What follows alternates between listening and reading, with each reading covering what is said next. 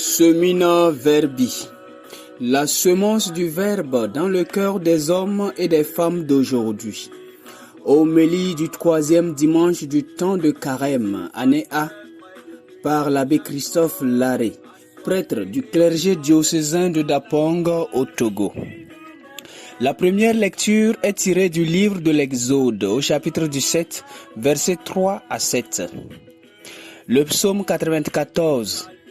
La deuxième lecture est de l'Épître aux Romains, chapitre 5, versets 1-2 et les versets 5 à 8. L'évangile est de Saint Jean au chapitre 4, versets 5 à 42.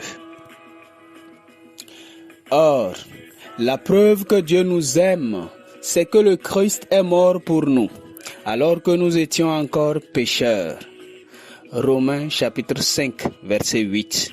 Oui, bien-aimés du Seigneur, nous avons déjà la preuve de l'amour de Dieu pour nous, pour nos maisons, nos services, nos collaborateurs, bref, pour toute l'humanité.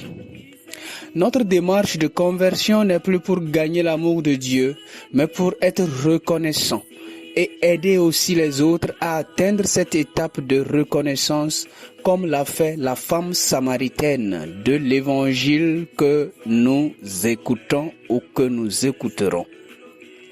En effet, à bien scruter cette péricope évangélique, on y voit une progression dans le dialogue de la femme avec Jésus.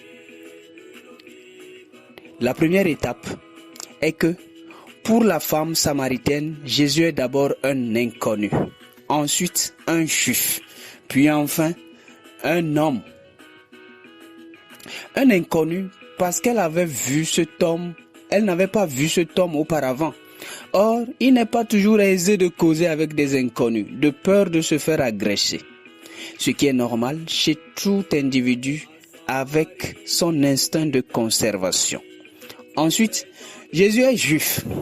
Pour la petite histoire, les Juifs et les Samaritains n'étaient pas en parfaite entente parce que les Juifs considèrent les Samaritains comme des païens car ils sont mélangés aux autres peuples qui n'adorent pas Yahvé. Et par conséquent, ils ont perdu la pureté originelle du peuple de Dieu. Alors que Juifs comme Samaritains forment normalement le peuple de l'Alliance. Donc, les Juifs se disent purs et considèrent les Samaritains comme impurs, d'où la qualification de carrefour des païens donnée à la Galilée et à la Samarie. Et enfin, Jésus est un homme, sans doute pas des moindres, devant qui le complexe féminin de la Samaritaine aurait cru faire face à un prétendant. Vous savez bien que quand une femme rencontre un homme pour la première fois, toute son idée, c'est de se préserver, de faire en sorte que cet homme ne lui fasse pas des propositions bidons. La preuve est qu'elle avoue n'avoir pas de mari. Donc, se rend disponible pour être une proie. Puis cet homme en question lui demande à boire, acte qui se traduit chez certains peuples, en l'occurrence le peuple élevé, comme une demande d'attention pour courtiser une femme. Raison de plus pour que la femme se ferme à la demande comme premier réflexe d'une femme courtisée. La deuxième étape équivaudrait à la reconnaissance de Jésus comme un prophète que la femme peut questionner sur le vrai lieu où l'on doit adorer Dieu. C'est une étape de conscience avec l'opinion de la femme sur Jésus a changé. Quand il lui a révélé la triste réalité de ses échecs amoureux, chose qu'un homme normal ne saurait le faire sans la connaître au préalable. L'ouverture grandissant, le mystère de Jésus se dévoile. Et c'est la troisième étape, celle de la découverte de Jésus comme le Messie. C'est cela le point central du message évangélique de ce jour. Découvrir Jésus comme le Sauveur. Si tu savais le don de Dieu, c'est toi qui m'aurais demandé de l'eau vive à boire. C'est à cette conclusion que sont parvenus les citoyens de la Samarie après l'expérience personnelle avec le Christ. En effet, disent-ils, je cite, Ce n'est plus à cause de ce que tu nous as dit que nous croyons maintenant. Nous l'avons entendu par nous-mêmes et nous savons que c'est vraiment lui le sauveur du monde. » Fin de citation.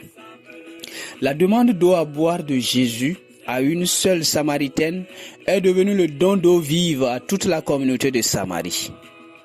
Cette eau que les fils d'Israël sortis d'Égypte ont manqué dans le désert et se lamentèrent en regrettant leur esclavage en Égypte. À cause du manque d'eau, les Israélites veulent se fermer à la grâce de la liberté. Ils veulent retourner à l'esclavage dans l'abondance plutôt que la liberté dans la soif. C'est une expérience douloureuse certes, mais il faut de la patience pour avoir de l'eau du rocher, comme il a fallu à la Samaritaine d'être patiente pour avoir l'eau vive du salut, qu'est le Christ. Bien-aimés du Seigneur, cette parole de l'Écriture que vous venez d'entendre, c'est aujourd'hui qu'elle s'accomplit. Jésus est toujours assis au bord du puits de Jacob, à une heure chaude de notre vie, et attend le premier venu pour puiser l'eau. Pour le reconnaître, il nous suffit de ne pas nous fermer quand il engage le dialogue avec nous. Il peut, au lieu de demander d'appeler ton mari, nous demander d'appeler ton voisin. Alors, nous répondrions, « Seigneur, je n'ai pas de voisin. » Tu as raison de dire que tu n'as pas de voisin, dit-il, car celui qui est en face de toi est si transparent que tu ne le remarques même pas. Il est un objet de décoration dans ta cour et un espace dans ton placard. Ton voisin est un moyen pour toi et non un autre toi-même. C'est pourquoi tu affirmes n'avoir pas de voisin.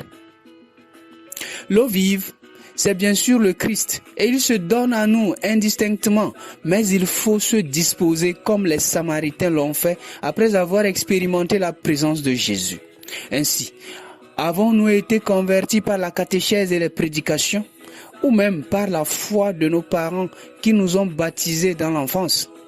Il est grand temps que nous fassions la démarche personnelle pour croire réellement en Jésus comme les Samaritains qui affirment qu'ils croient non plus parce que la femme fut une intermédiaire ou une rapporteuse de ce que Jésus a fait, mais parce que eux-mêmes ont fait l'expérience de cet homme. Ils ont vu et entendu d'eux-mêmes. Comment donc expérimenter Jésus si ce n'est dans la prière, dans l'adoration, dans l'Eucharistie, dans la visite au Saint-Sacrement, dans la contemplation de la croix, bref, dans les situations favorables à la présence même du Christ? Cette vie spirituelle doit avoir pour finalité l'annonce de ce Christ que nous avons découvert. C'est ce que fit la femme samaritaine. Elle laissa sa cruche et alla annoncer qu'elle avait vu le Messie. Oui, bien-aimé, la rencontre avec le Christ produit nécessairement un changement de programme. Cette dame n'a même plus puisé l'eau pour laquelle elle avait parcouru sans doute une longue distance.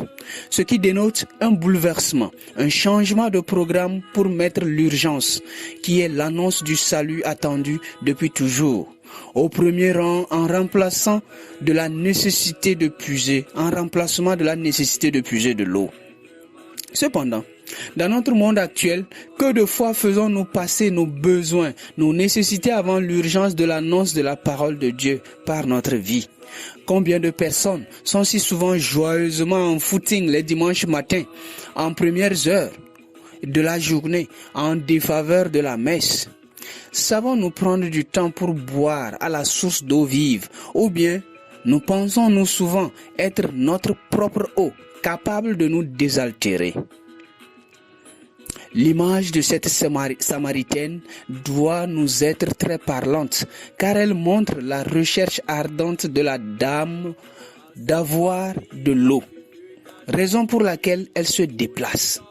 Or, dans son mouvement vers les puits de l'eau qui s'épuisent, Dieu était au rendez-vous avec l'eau qui ne finit jamais. Les Samaritains avaient leur Bible, un peu différente de celle des Juifs, et là même, à quelques kilomètres du puits de Sichar, se trouvait leur temple qui avait rivalisé avec celui de Jérusalem. Jésus maintient que la religion juive est la vraie. Le salut vient des Juifs. Il ne partage donc pas l'opinion de ceux qui disent « Peu importe l'église à laquelle nous appartenons, puisque Dieu est le même partout et pour tous. » Cependant, même si l'on a la chance d'être dans la vraie religion, il faut toujours en arriver à une connaissance spirituelle de Dieu. L'esprit que nous recevons du Fils nous permet d'adorer Dieu dans la vérité. Le Père désire de tels adorateurs qui entrent en rapport intime et personnel avec lui. Bien-aimés, là où nous nous attendons le moins de la présence agissante de Dieu, c'est là qu'il nous surprend par sa présence discrète, car la femme savait que Dieu se trouvait sur leur montagne de culte, dont elle fait mention, et à Jérusalem dans le temple, mais elle ne savait pas que le moment de l'adoration véritable était arrivé, où, je cite, les vrais adorateurs adoreront Dieu en esprit et en vérité. Fin de citation. Dieu a fui nos espaces confinés pour utiliser le large espace de la présence en tout lieu où l'on cherche la vérité et où chacun peut entendre la voix du Christ demandant de l'eau à boire. Ouvrons grand nos cœurs à cet appel du Christ par la délicate attention portée à nos frères, car à travers eux se trouve le visage du Christ et en servant leur intérêt, nous nous disposons à recevoir l'eau vive qui est la grâce du Christ. Prions. Aux heures chaudes de nos vies, Seigneur, tu es toujours là, attendant notre ouverture par nous pour nous rafraîchir avec de l'eau vive. Et quand nous crions comme les fils d'Israël au désert, tu fais l'impossible en nous offrant notre besoin, même s'il faille le sortir d'un rocher, à cause de ton admirable et inlassable amour. Fais qu'en nous appuyant sur cette confiance de ta présence, tous les jours, nous soyons à même d'être pour nos frères ce que nous espérons de toi. Amen. C'est toi qui m'aurais demandé de l'eau vive à boire. Si tu savais le don de Dieu, c'est toi qui m'aurais demandé de l'eau vive à boire.